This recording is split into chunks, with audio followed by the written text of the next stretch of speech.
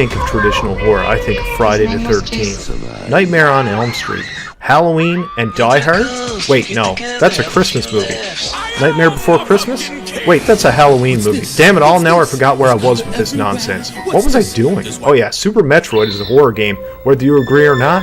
I don't care. You might be thinking, Super Metroid? Isn't that just a classic Metroidvania game? Super Metroid is, at its core, an action-adventure game developed by Nintendo and Intelligent Systems, which released for the Super Nintendo and Super Famicom in 1994. While it may not have the typical jump scares or gore seen in traditional horror games, it creates a unique sense of unease through its meticulously crafted atmosphere and storytelling. The game's eerie landscapes and environments set the stage for the sense of isolation and dread that permeates every inch of Super Metroid's world. The planet Zebes. Zebes? I don't know what it is. We'll just go with Zebes. Where the game actually takes place is a desolate and alien world with ominous caverns, dark tunnels, and grotesque creatures lurking in the shadows. As the gamer girl Samus Aran, the protagonist, you're constantly exploring the subterranean depths of this planet, and the feeling of claustrophobia is palpable. The environment's dark and foreboding design contributes to the sense of helplessness and vulnerability that's often associated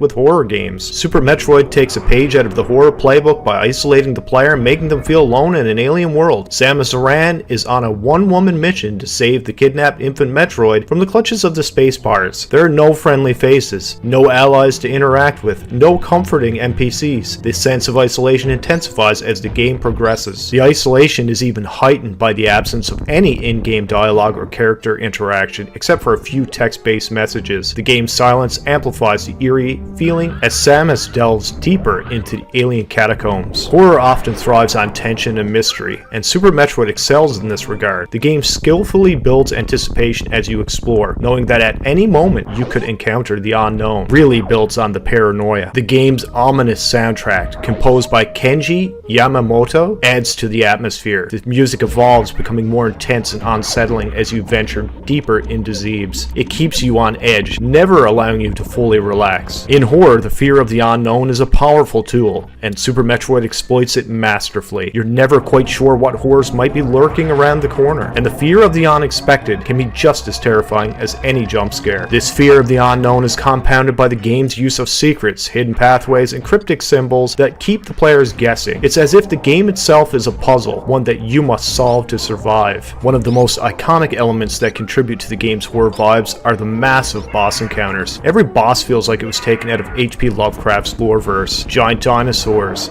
deep-sea water dragons, and even ghosts make for some of the most scary and intense battles in any game. We can't talk about creatures without talking about the Metroids themselves. The eerie screeches of the Metroids and the way they latch onto you create a sense of vulnerability and dread. It's in these moments that Super Metroid fully embraces the horror elements of its narrative. As you progress through the game, you're drawn into a climactic showdown with the space part leader Mother Brain in an eerie biomechanical lair. The intense build-up to the final confrontation is akin to the crescendo of a horror movie. In this battle with Mother Brain, the feeling of dread is tangible as Samus battles against overwhelming odds, with the fate of the entire planet hanging in the balance. It's an epic but undeniably horrifying climax to an already tense and atmospheric game. So there you have it. While Super Metroid may not fit the typical mold of a horror game, its eerie environments, isolation, tension, fear of the unknown, Metroid encounters, boss battles, and epic showdown all contribute to the underlying sense of horror that cannot be denied. It's a testament to the game's timeless design and storytelling that is still sending shivers down players' spines more than 2 decades after its release. So there you have it. Do you agree? Is Super Metroid actually a horror game, or is this just clickbait? If it's clickbait,